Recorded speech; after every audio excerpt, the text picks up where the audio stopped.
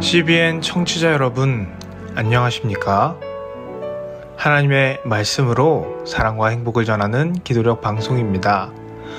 오늘은 11월 26일 화요일입니다. 기도력 제목은 경건, 순결, 사랑 속에서 성장해야 한다입니다. 주제 말씀입니다. 갓난 아기들 같이 순전하고 신령한 젖을 사모하라. 이는 그로 말미암아 너희로 구원에 이르도록 자라게 하려 함이라. 너희가 주의 인자하심을 맛보았으면 그리하라. 베드로전서 2장 2에서 3절. 찬미가 457장 주가 동산에 기다리시니 이 찬양 들으시고 함께 말씀 나누겠습니다.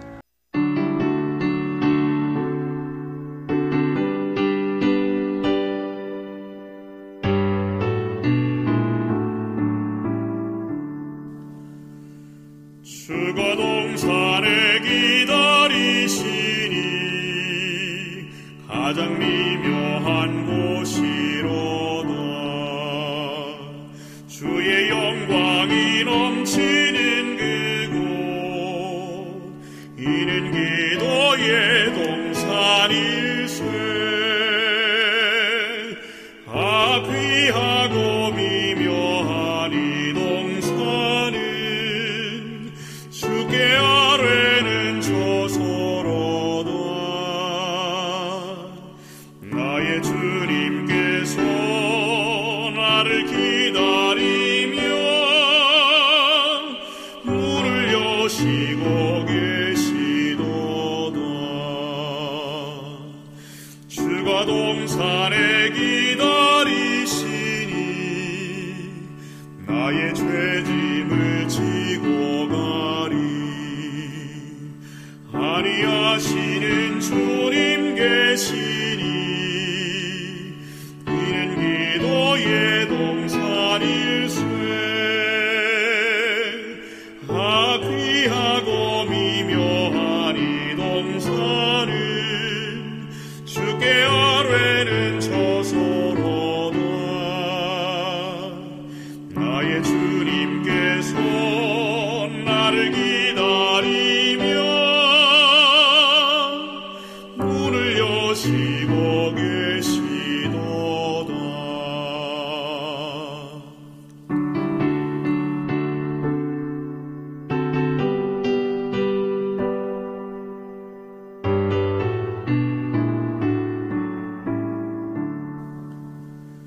주가 동산에 기다리시니 나를 만나자 청하시네. 주께 나가면 복 주시리니 이는 기도의 동산일세. 귀하고 미묘한 이 동산은 주께 아뢰는 처소로다. 나의 주님께서 나를 기다리며 문을 여시고 계시도다. 11월 26일 화요일, 경건, 순결, 사랑 속에서 성장해야 한다. 갓난 아기들 같이 순전하고 신령한 젖을 사모하라. 이는 그로 말미암아 너희로 구원에 이르도록 자라게 하려 함이라. 너희가 주의 인자하심을 맛보았으면 그리하라. 베드로전서 2장 2에서 3절. 하나님은 각 영혼을 구원하기 위해 모든 것을 마련해 놓으셨다. 그러나 우리를 위해 무한한 값이 치러진 영생이라는 선물을 거절한다면 하나님께서 빈부, 지위, 학력을 막론하고 우리를 면전에서 거절하실 때가 이를 것이다. 하나님의 진노가 임하는 그 큰 날에는 영원한 공의라는 원칙이 모든 것을 다스린다. 우리는 엄청난 죄를 저질러서 고소당하는 게 아니라 사랑의 하나님이 명하신 고결하고 선한 의무를 소홀히 여겼다고 지적받을 것이다. 품성의 결함이 드러날 것이다. 정죄당하는 이들은 모두 빚과 지식을 얻고 주님의 소유를 위탁받았는데도 의무에 충실하지 않았음이 그때 밝혀질 것이다.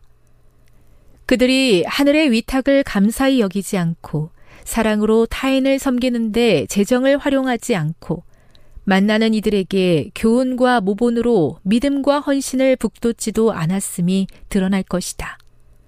심판과 형벌은 자신이 받은 빚의 분량에 비례한다. 하나님은 인간 모두가 하늘에서 제공하는 은혜의 수단을 증진하여 자신의 사업을 더욱더 효과적으로 이루기를 바라신다. 그리스도인의 경건, 순결, 사랑이 넘치도록 또 거룩한 주님을 섬기는 가운데 달란트가 갑절로 늘고 능력이 증가하도록 모든 것이 준비되어 있다. 이렇게 준비되어 있지만 예수님을 믿는다면서도 진리의 능력으로 생애와 품성이 거룩하게 향상하는 모습을 보여주지 못하는 사람이 많다. 예수님을 마음에 처음 모시는 사람은 영적으로 아기와 같다. 그러나 아기의 수준에만 머물러 있으면 안 된다. 우리는 은혜 안에서 구주 예수 그리스도를 아는 지식 안에서 자라나야 한다. 더 나은 사람이 되어야 한다. 믿음으로 새롭고 풍요로운 경험을 얻고 믿음과 확신과 사랑이 커지고 하나님과 그분이 보내신 예수 그리스도를 알아가야 한다. 청년 지도자 1893년 6월 8일 갓난 아기들 같이 순전하고 신령한 젖을 사모하라. 이는 그로 말미암아 너희로 구원에 이르도록 자라게 하려 함이라. 너희가 주의 인자하심을 맛보았으면 그리하라. 베드로전서 2장 2에서 3절. 세계 선교를 위한 기도 제목입니다. 대만의 양희원, 현아름 선교사 부부의 기도 제목인 대만의 11개 PMM 교회의 선교 사역의 부흥을 위해서 함께 기도해 주세요. 아침에 일어나 밥을 짓는 밥솥의 모습을 지켜보면 참 재미가 있습니다. 3번은 물에 씻은 쌀알들이 압력솥에 들어가 계속 열을 받습니다. 열이 가해지면 가해질수록 물은 증발하고 쌀은 변화합니다. 열이 가져다주는 압력은 조금만 더하면 터질 듯이 솥 안에 가득 찹니다. 그리고 때가 되었을 때 취익 하는 소리와 함께 맛있는 밥이 만들어지는 소리가 울려 퍼집니다. 사람의 마음은 참 예민합니다.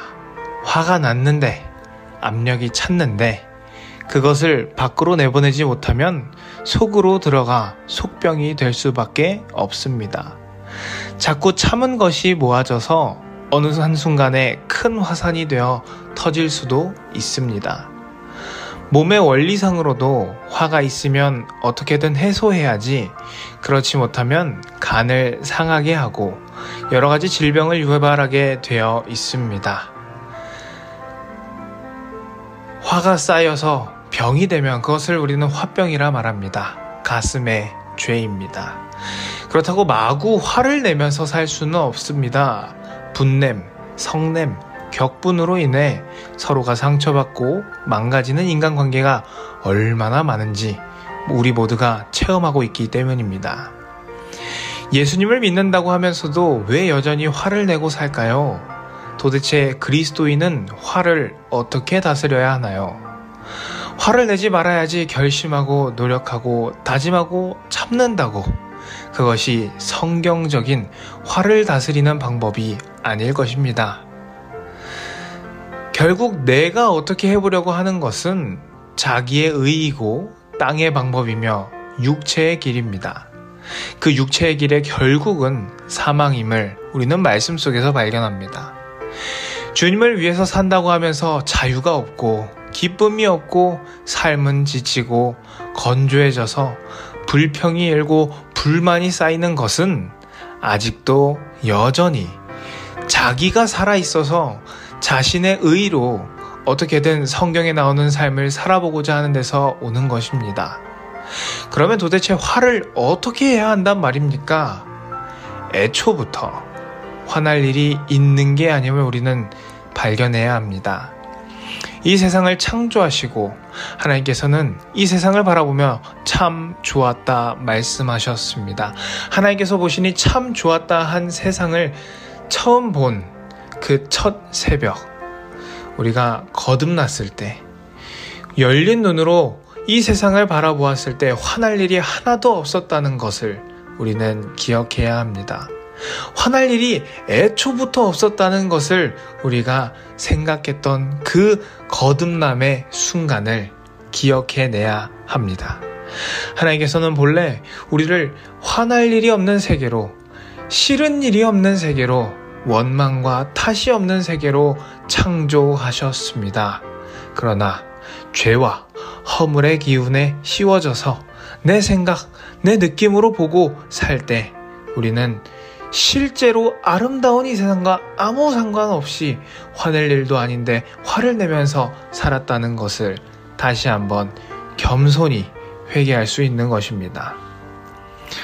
화날 일이 아닌데 화를 내는 우리의 모습, 우리가 주님 앞에 나아가고 주님께 의지하면서 살 때 이 거듭남의 원리를 다시 한번 발견하게 되길 바랍니다. 거듭남의 원리를, 이 이치를 발견하면 저절로 삶의 방향이 바뀌고 주께서 원하시는 삶의 길로 저절로 나아가게 될 것입니다.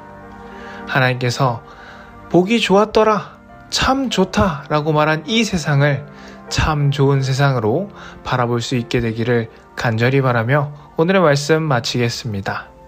기도하겠습니다. 하나님 아버지, 우리가 이 좋은 세상을, 참 좋은 세상을 하나님께서 주고자 하는 그대로 느낄 수 있도록 인도하여 주시옵소서. 주님의 은혜 안에서 자라나며 주님을 아는 지식이 성장하여 이 세상에서 거듭난 사람으로서 살 수 있게 인도하여 주시옵소서. 세계 선교를 위하여 기도합니다. 양희원, 현아름 선교사 부부가 대만에서 선교하고 있습니다. 그 무엇보다 대만에 있는 11개의 PMM 교회의 선교 사역의 부흥이 일어날 수 있도록 주님 함께하여 주시옵소서. 이 모든 말씀 예수님의 이름으로 간절히 기도합니다. 아멘.